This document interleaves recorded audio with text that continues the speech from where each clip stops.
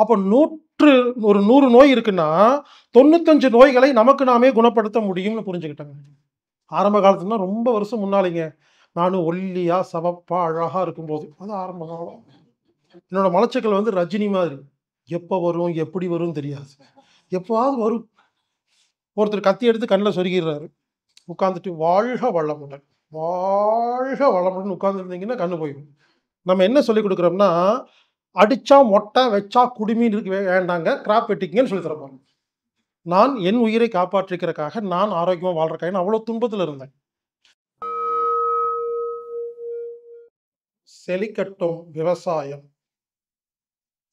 சீர்படட்டும் நிர்வாகம், உலக மக்கள் முகங்களில் நிலவட்டும் புன்சிரிப்பு, வளர்க ஆன்மீகம், வாழ்க வாழ்வாங்கு. நான் என் பெயர் ஈலர் பாஸ்கருங்க. நான் வந்து சிறு வயதில நெறைய துன்பத்த அனுபவிச்சிருக்கேன். உடல் ரீதியா நெறைய வியாதி. எனக்கு சின்ன வயசுல ஸ்கூல்ல படிக்கும்போதெல்லாம் கண்ணாடி மாட்டியிருப்பேங்க. கண்ணு ஒழுங்கா தெரியாது. இப்ப நல்லா தெரியுது. இப்ப கண் டாக்டர் சொன்னாரு, வாழ்நாள் முழுவதும் கண்ணாடி மாட்டணும்னு சொன்னாரு. ஆனா நான் மாட்டல. இப்ப நல்லா கண்ணு தெரியுதுங்க. தோலெல்லாம் ஸ்கின் டிசீஸ். தோலெல்லாம் அப்படியே செதில் செதிலா வரும்னு வச்சுக்கோங்க. உடம்பு ஃபுல்லா புண்ணு இருக்கும். தோல் வியாதிகள், மலச்சிக்கல். எனக்கு வந்த மலச்சிக்கல் பார்த்தீங்கன்னா, சின்ன வயசுலங்க, என்னோட மலச்சிக்கல் வந்து ரஜினி மாதிரி. எப்ப வரும், எப்படி வரும்னு தெரியாது. எப்பவாவது வரும்.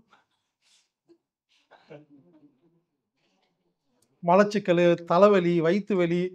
இந்த ஒரு ஒரு படத்துல விவேக் சொல்ற மாரி, எல்லா வியாதியும் இருந்துச்சுங்க. யோசிச்சு பாருங்க, ஒரு மனுஷன் சின்ன பையனுக்கு உண்மையிலேயே சொல்றேன், சின்ன வயசுல என்னோட சைல்ட்ஹுட் அந்த சைல்ட்ஹுட்ன்னு சொல்லுவாங்கல்ல, அதெல்லாம் அனுபவிக்கவே இல்ல. நோயிலே தான் இருந்தேன். உடம்புல நோய்கள், மனசுல துன்பம், கவலை, வேதனை, கடுப்பு இதெல்லாம் மொத்தமா இருந்துச்சு. அதுக்கப்புறம் என்ன பண்ணேன், இதுக்காக பல வைத்தியர்ட்ட போனேன். எல்லாரும் என்ன பண்றாங்கன்னா, அவங்களுக்கு தெரிஞ்சத குடுக்குறாங்க. உங்களுக்கு மூட்டு வலின்னு ஒரு அஸ்ட்ராலஜர்ட்ட போய் பாருங்க. அவங்க உடனே கட்டம் பார்த்துட்டு, இது வந்து இங்க சனி இங்க இருக்கு, ராகு அங்க இருக்குன்னு சொல்லுவாங்க. அதனால தான் மூட்டு வலிம்பாங்க. அக்குபஞ்சர் போனீங்கன்னா, நாடி பார்த்துட்டு உங்களுக்கு இந்த வுட்டு சேனல் சரியில்ல. அது என்னமோ அவங்க பாஷையில பேசுவாங்க. அவங்கவங்க அவங்கவங்களுக்கு படிச்சத வச்சு ஒரு சிகிச்சை குடுக்குறாங்க. ஆனா, எல்லாரும் நல்லவங்க தாங்க. அவங்க படிச்சத வச்சு குடுத்துட்டு இருக்காங்க. எனக்கு குணம் ஆகல. அதுக்கப்புறம் நான் ரிசர்ச் பண்ணேங்க. நான் ஒரு சிவில் இன்ஜினியர். 98ல சிஐடில கோயம்புத்தூர் இன்ஸ்டிடியூட் ஆஃப் டெக்னாலஜில சிவில் இன்ஜினியரிங் முடிச்சேங்க. கொஞ்ச நாள் வேலைக்கு போனேன். ரிசைன் பண்ணிட்டு முடியல. அப்புறம் உடம்புக்காக, மனசுக்காக ரிசர்ச் பண்ணேன். நான் போகாத ஆசிரமம் இல்லைங்க. என்னென்னமெல்லாம் ஆசிரமம் ஊர்ல இருக்கோ, வேதாத்ரி மகரிஷி ஐயா, அறிவுத்திருக்கோயில், Sri Sri Ravishankar art of living, Babaji, Sri Ramachandra mission, பிரம்மகுமாரிகள், ஓஷோ, என்னென்னமெல்லாம் ஊர்ல ஆசிரமம் இருக்குதோ, நான் போகாத ஆசிரமே கிடையாது. எல்லா ஐடி கார்டும் வச்சிருக்கிறேன். இப்போ எல்லா ஆசிரமத்துக்கு போவேங்க. வாசியோகம், எங்கெங்கெல்லாம் யாரெல்லாம் கிளாஸ் நடத்துறாங்களோ, எல்லா கிளாஸ் அட்டெண்ட் பண்ணேன். அது மட்டும் இல்ல. Acupuncture, neurotherapy, mudra, reiki, pranic healing, touch healing, இயற்கை வைத்தியம், வர்ம தொக்கணம், கவாத்து பயிற்சின்னு ஊர்ல என்னென்னமெல்லாம் பயிற்சி இருக்குதோ, எல்லாத்தையும் கத்துக்கிட்டேங்க. எதுக்குன்னா, நான் வகுப்பு நடத்துறதுக்காகலாம் இல்லைங்க. நான் என் உயிரை காப்பாற்றிக்கிறதுக்காக, நான் ஆரோக்கியமா வாழ்றதுக்காக அவ்வளோ துன்பத்துல இருந்தேன். இப்படி பல வகுப்புகள் போகும்பொழுது, எனக்கு ஒரு புரிதல் ஏற்பட்டுச்சுங்க. ஒவ்வொரு கிளாஸ்லயும் வேற வேற விஷயம் சொல்லிக் குடுத்தாங்க. அதெல்லாம் ஒண்ணு சேர்க்கும் பொழுது ஒரு புரிதல் ஏற்படுது. இப்ப நீங்க சமையலுக்கு ஒரு கிளாஸ்க்கு போங்க. அதவே வாழ்நாள் ஃபுல்லா செய்யறக்கு 8 சமையல் கிளாஸ் போனீங்கன்னா, இங்க கொஞ்சம், அங்க கொஞ்சம்ன்னு எடுத்து நீங்க புதுசா ஒரு டிஃபரண்டான ரெசிபி குடுப்பீங்க இல்லீங்களா? அந்த மாரி. இப்படி பல ஆசிரமங்கள், பல புத்தகங்கள், பல குருநாதர்கள் போய் பார்க்கும் பொழுது, எனக்கு ஒரு விஷயம் புரிஞ்சதுங்க. என்ன புரிஞ்சதுன்னா, நமது உடம்பில் வரும் அனைத்து நோய்களுக்கும் நாம் தான் காரணம். நோய்களை 2ஆக பிரிக்கலாம். நமக்கு நாமே குணப்படுத்த முடியும் வியாதி, நமக்கு நாமே குணப்படுத்த முடியாத வியாதி 2ஆ பிரிக்கலாம்னு கண்டுபிடிச்சேங்க. புரிஞ்சுக்கிட்டேங்க. கண்டுபிடிச்சேன்னு சொல்லக்கூடாது, புரிஞ்சுக்கிட்டேன். அப்போ ஒரு 100 நோய் இருக்குன்னா, 95 நோய்களை நமக்கு நாமே குணப்படுத்த முடியும்னு புரிஞ்சுக்கிட்டேங்க. ஒரு 5% நோய்க்கு மட்டும் தான் மருத்துவர் தேவைப்படுறாங்க. எமர்ஜென்சி, ஆக்சிடென்ட், பாம்பு கடிக்குது, கத்தி எடுத்து குத்துறது, தொப்பை கிளச்சுறது, மண்டை உடையிறது, பிறக்கும்போதே சில உறுப்புகள் ஊனமா பொறக்கிறது. இதுக்கெல்லாம் நீங்க ஹாஸ்பிட்டல் போலாம். இதெல்லாம் 5% நோய்கள். இந்த 5% நோய்களுக்கு ஒழுங்காக வைத்தியம் பார்க்கும் அந்த வைத்தியர்கள் 95 வியாதிகளுக்கு தவறாக பார்க்கிறார்கள். இதுதான் எனது குற்றச்சாட்டு. நான் எதுக்குமே வேண்டான்னு சொல்லல. உடனே என்னோட வீடியோலாம் பார்த்து முடிச்சுட்டு உட்கார்ந்துருக்கீங்க. ஒருத்தர் கத்தி எடுத்து கண்ணுல சொருகிடுறாரு. உட்கார்ந்துட்டு வாழ்க வளமுடன், வாழ்க வளமுடன் உட்கார்ந்துருந்தீங்கன்னா கண்ணு போயிடும். உடனே கண் டாக்டரை போய் பார்க்கணும். நாங்கள்லாம் ஆங்கில வைத்தியத்துக்கெல்லாம் போக மாட்டோம் அப்படின்னா கண்ணு போயிடும். எதுக்கு போகணும், எதுக்கு போகக்கூடாதுன்னு தெரிஞ்சாதான் ஞானங்க. நம்ம என்ன பண்றோம், சில நேரத்தில் மொத்தமாக அவாய்ட் பண்ணிடுறோம், இல்லை மொத்தமாக உறவு கொண்டாடுறோம். நடுவில் இருக்கணும். இதான் பயிற்சி. சில பேர் ஓவர் கமர்ஷியலாக இருப்பாங்க, சில பேர் ஓவர் சர்வீஸ் பண்ணுவாங்க. ரெண்டுமே தவறு. சில குழந்தைகளுக்கு ஓவர் ஃப்ரீடம் கொடுப்பாங்க, சில வீட்டில் ஃப்ரீடமே கொடுக்க மாட்டாங்க. ரெண்டுமே தவறு. புரிஞ்சுக்குங்க. நம்ம என்ன சொல்லி கொடுக்குறோம்னா, அடிச்சா மொட்டை, வச்சா குடுமின்னு இருக்கு வேண்டாங்க, கிராப் வெட்டிங்கன்னு சொல்லி தரப்போம். எல்லா விஷயத்துலையுமே சில சாமியார்கள் அத்தனைக்கு ஆசைப்படும்பாங்க, சில சாமியார் எதுக்குமே ஆசைப்படாத விட்டு கொடுப்பாங்க. விட்டு கொடுத்தா நமக்கு அடி விழுகும், அத்தனைக்கு ஆசைப்பட்டால் மற்றவங்களுக்கு அடி விழுகும், கூட்டத்துக்கு அடி விழுகும். இரண்டுமே தவறு. ஒரு கான்செப்ட் நடுவில் எப்படி போகிறது. இப்படி ஆங்கில வைத்தியத்துக்கு சில பேர் ஓவராக போகிறீங்க, சில பேர் போகவே மாட்டேங்கிறீங்க. அப்படி இல்லை, எப்போ வேணுமோ அப்போ போகணும். அதான் ஞானம். இப்படி நான் என்ன புரிஞ்சுக்கிட்டேன்னா, 195 வியாதிகளுக்கு மருந்து மாத்திரை தேவையில்லை, நமக்கு நாமே குணப்படுத்த முடியும் என்பதை நான் புரிந்து கொண்டேன். அதை வகுப்பாக 20 வருடமாக எடுத்துக்கொண்டிருக்கிறேன்.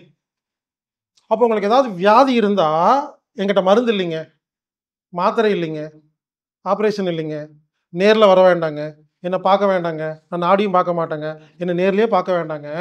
ஒரு 19 வீடியோ வச்சுருக்கேன். இந்த 19 வீடியோவை இப்போ உங்கள் எல்லாத்துக்கும் கொடுப்பேன் ஃப்ரீயாக.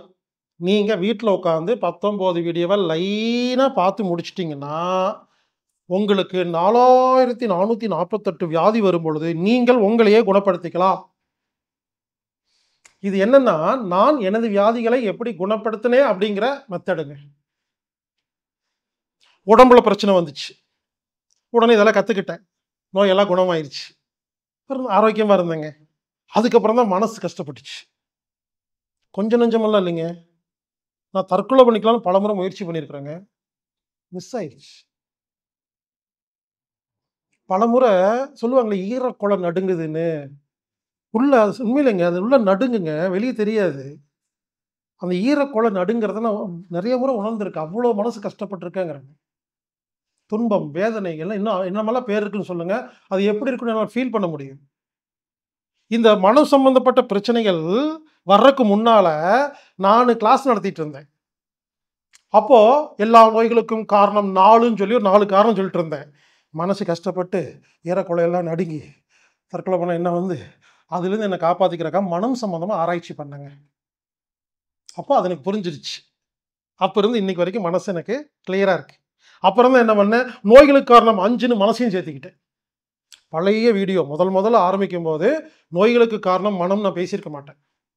பழைய வீடியோ ஆரம்ப காலத்துலனா ரொம்ப வருஷம் முன்னாலிங்க. நானும் ஒல்லியா சவப்பா அழகா இருக்கும்போது, அது ஆரம்ப காலம். அப்புறம் மனசு சம்மந்தமாக ஆராய்ச்சி பண்ணோன்னே உண்மையிலேங்க, எப்போ உடம்பு சம்மந்தமாக ஆராய்ச்சி பண்ணணும் அன்னிலேருந்து இன்னைக்கு வரைக்கும் எனக்கு ஃபீவர் வந்தது இல்லைங்க. உடம்பு என்னை கஷ்டப்படுத்தினதே இல்லை. கடந்த 20-25 வருஷமாக ஆரோக்கியமாக இருக்கிறேன். மாதம் 5000 கிலோமீட்டர் கார் ஓட்டுறேன், செல்ஃப் டிரைவிங். ஒரு நாளைக்கு 300 பேருக்கு இமெயிலில் பதில் சொல்கிறேன், மினிமம் 100லேருந்து 300. புதுசாக வர எல்லா படத்தையும் பார்த்துருவேன். ஃப்ரெண்ட்ஸோட மாதம் கண்டிப்பாக டூர் போயிடுவேன். ஃபேமிலியும் பார்த்துக்கிறேன், ஆஃபீஸையும் பார்த்துக்கிறேன், ட்ராவல் பண்ணுறேன், புக்கு படிக்கிறேன், எல்லாம் பண்ணுறேங்க. புரிஞ்சுக்குங்க, எல்லாம் பண்ணிட்டு நானே ஃப்ரீயாக தான் இருக்கிறேன். ஆனால் பல பேர் ரொம்ப பிஸின்னு சொல்கிறீங்க, எனக்கு புரியல.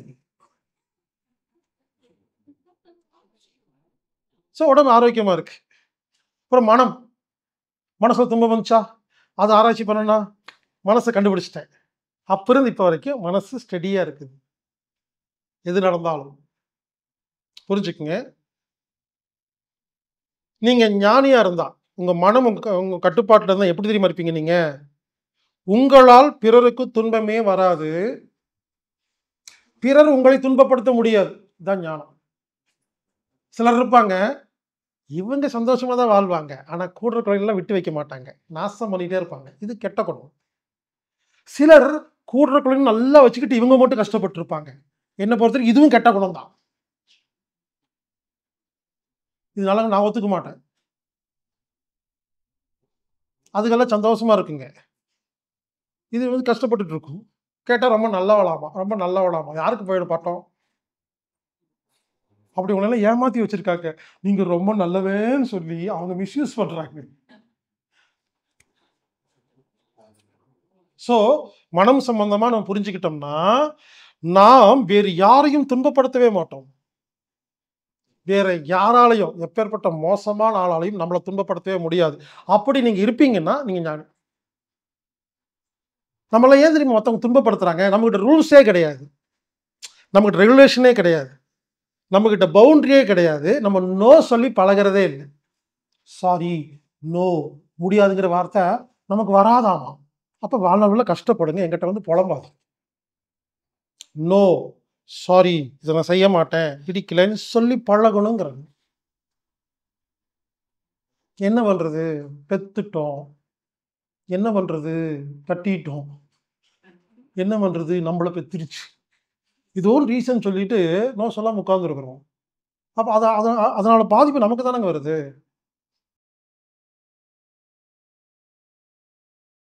நமது உடம்புல உள்ள வெப்பநிலை வந்து 37 டிகிரி இருக்கும். ஒரு மனிதனுடைய ஆரோக்கியமான உள் வெப்பநிலை 37 டிகிரி. இது அதிகமான வியாதி, கம்மியான வியாதி. சரக்கலை பயிற்சியை ரெகுலரா பண்ணிட்டு வந்தா 37 டிகிரி மெயின்டைன் ஆகுது. ரொம்ப சிம்பிளா இருக்கு. பிரச்சனையை சரி பண்ணாம சரத்தை சரி பண்ணா அந்த பிரச்சனை சரியாகுதுதான் மெயின் கான்செப்ட். ஒருத்தருக்கு 50 லட்சம் கடன் இருக்குன்னா இந்த கடனுக்கு எங்க பணத்தை வாங்கி என்ன அப்படி யோசிக்கிறது விட்டுட்டு சரக்கலை தொடர்ந்து பண்ண இது ஒழுங்கான ஒண்ணு நமக்கு ஆட்டோமேட்டிக்கா ஐடியா கிடைக்குது, ஆட்டோமேட்டிக்கா ஆப்பர்ச்சுனிட்டி கிடைக்குது, ஆட்டோமேட்டிக்கா அதுக்கான எனர்ஜி கிடைக்குது. அட்லீஸ்ட் அந்த பிரச்சனையை ஃபேஸ் பண்றதுக்கு ஒரு தைரியம் கிடைக்குது. எல்லாத்துக்கும் ஒரே தீர்வா இருக்குங்கிற சரகலையோட செயல்பாடுகள் எப்படி இருக்கும், இதுல எந்தெந்த விஷயங்களை சார் தெரிஞ்சுக்க முடியும் அப்படின்னு ஒரு சில விஷயங்கள் இருக்கும் சார். உதாரணத்துக்கு பாத்தீங்கன்னா, காலையில எந்திரிக்கிறோம். இந்த சரக்கலையில என்ன ரொம்ப முக்கியமான விஷயம் என்னன்னா, காலையில சூரிய உதிக்கிறதுக்கு முன்னால, சூரிய உதிச்சதுக்கு அப்புறமா ரெண்டா பிரிக்கிறோம். அடுத்தது திங்கள், செவ்வாய், புதன், வியாழன், வெள்ளி கிழமையை பிரிக்கிறோம். வியாழக்கிழமையில மட்டும் தேய்பிறை, வளர்பிறை பிரிப்போம். இந்த கிழமையில இந்த நேரத்துல நாடி இந்த பக்கம் தான் போகணும்னு ரூல்ஸ் இருக்கும். இப்ப காலைல எந்திரிச்சோடனே நம்ம செக் பண்ணி பார்க்கிறோம். ஓகே, இந்த கிழமையில இந்த நேரத்துல இருக்கிற மூச்சு ஒழுங்கா இருக்குன்னா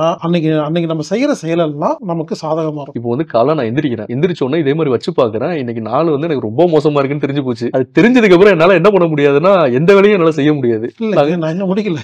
அது தெரிஞ்சதுக்கு அப்புறமா அதை எப்படி மாத்துறதுன்னு சொல்லி கொடுக்குறாங்க. அங்கதான் முக்கியமான விஷயம். சோ அப்ப நாடி சரியில்லைன்னா இங்க சரி இருக்கா இல்லையான்னு மட்டும் கத்துக்கிறது இல்ல, சரி பண்றதுக்கான பயிற்சியும் கொடுக்கப்படுது. அப்ப இன்னைக்கு சரியில்லைன்னா கன்ஃபார்ம் பண்ணிட்டு ஓகே அப்ப சரியில்லைன்ட்டு அதை எப்படி மாத்துறது, இன்னைக்கு எப்படி நம்ம டீல் பண்றது கத்துக்கிட்டு பண்ணிட்டா இன்னைக்கு எல்லா நாளுமே நமக்கு சாதகமான நாளா மாத்தலாம். அதான் சரக்கலை. 7 நாள் ஆன்லைன் வகுப்பு அப்படின்னு சொல்றீங்க, ஆனா 1 மாத வகுப்புன்னு சொல்றீங்க. இது என்ன சார், ரெண்டுக்கு என்ன சார் வித்தியாசம்? வெறும் 7 நாள் ஆன்லைன் வகுப்பு மட்டுமே கத்துக்கிட்டு ஒருத்தரால பயிற்சி பண்ணி முழுமை பெற முடியாது. சொல்லிக் கொடுக்கும்போது நல்லா இருக்கும், அது போய் பிராக்டிஸ் பண்ணும்போதுதான் தடுமாறுன்னு வச்சுங்களேன். இப்போ 7 நாள் ஆன்லைன் வகுப்புல முதல்ல இருக்கிற எல்லாமே சொல்லிக் கொடுத்துருவோம். அது சொல்லிக் கொடுத்த அன்னையிலிருந்து அவங்க எல்லாம் பயிற்சி பண்ண ஆரம்பிக்கணும். ஃபார் எக்ஸாம்பிள், ஒரு எதிரில் இருக்கிறவர் உண்மை பேசுறாரா பொய் பேசுறாருங்கிறத எப்படி கண்டுபிடிக்கும் சொல்லி கொடுத்துட்டோம்னா கத்துக்கிட்டு சும்மா வச்சிருக்கூடாது. அடுத்த நாள் காலை எதிர்க்க பேசும்போது பார்க்கணும். சோ 1 மாசத்துல எல்லாருமே பயிற்சி பண்ணி கேள்வி கேட்டு புரிஞ்சா மட்டும்தான் இந்த கலை சக்சஸ் ஆகுமே தவிர சும்மா கத்து வச்சுக்கிட்டா சக்சஸ் ஆகாது. அன்பு நண்பர்களே, இந்த அற்புதமான சரக்கலை பயிற்சி 1 மாத வகுப்பு ஏற்பாடு செய்யப்பட்டுள்ளது. ஜனவரி மாதம் 18ஆம் தேதி முதல் 24ஆம் தேதி வரை ஆன்லைன் மூலமாக இந்த வகுப்பு நடைபெறும். இரவு 8 மணி முதல் 9 மணி வரை ஆன்லைன்ல 7 நாள் இந்த வகுப்பை கற்றுக் கொடுப்பாங்க. இந்த 7 நாள் முடிஞ்சதுக்கு அப்புறமா 23 நாட்கள்ல நீங்க பயிற்சி செஞ்சு அதுல வர சந்தேகங்களை எல்லாம் கேட்டு அதுக்கு ஒரு குரூப் கிரியேட் பண்ணி சேனல் கிரியேட் பண்ணி உங்க சந்தேகத்தை எல்லாம் கிளியர் பண்ணணும். ஆனா புரிஞ்சுக்குங்க, வெறும் கத்துக்கிட்டா மட்டும் இந்த பயிற்சி கைவல்யமாகாது. கத்துக்கணும், புரிஞ்சுக்கணும், அதை நீங்க நடைமுறைப்படுத்தணும், சந்தேகம் வரும் கேட்கணும். இப்படி சந்தேகத்தை சரி பண்ணனா மட்டும்தான் உங்களுக்கு கைவல்யமாகும். எனவே இந்த வகுப்பு 1 மாத வகுப்பு. இந்த வகுப்புக்கு கட்டணம் 5000 ரூபாய். இந்த 5000 ரூபாங்கிறது ஆன்லைன் வகுப்புக்கும் இந்த 23 நாள், அதாவது 1 மாசம் ஃபுல்லா உங்களது சந்தேகங்களை தீர்க்கறதுக்கும் சேர்த்து தான். கண்டிப்பா இந்த 5000 ரூபாய் உங்களுக்கு கொடுக்கிற சப்ஜெக்ட் பார்த்தீங்கன்னா 5000 ரூபாய் உங்களுக்கு பத்தாது. அந்த அளவுக்கு பவர்ஃபுல்லா இருக்கும், அந்த அளவுக்கு நாலேஜ்ஃபுல்லா இருக்கும். இதுவரை யாருமே இவ்வளவு ஓப்பனா சொல்லிக் கொடுக்காத ஒரு விஷயம். ஒருவேளை இந்த ஆன்லைன் புக்கிங் தெரியாத நபர்கள் மட்டும் 8220667120 அப்படிங்கிற எண்ணுக்கு தொடர்பு கொண்டு நீங்க பதிவு செஞ்சுட்டு இந்த வகுப்புல கலந்துக்குங்க. இந்த சரக்கடி சம்பந்தப்பட்ட மேலும் பல தகவல்கள் உங்களுக்கு வேணும்னா கீழே டிஸ்கிரிப்ஷன்ல இருக்குது, அதை நீங்க பாருங்க. வாருங்கள் நண்பர்களே, சரக்கலை கற்றுக்கொள்ளுங்கள்.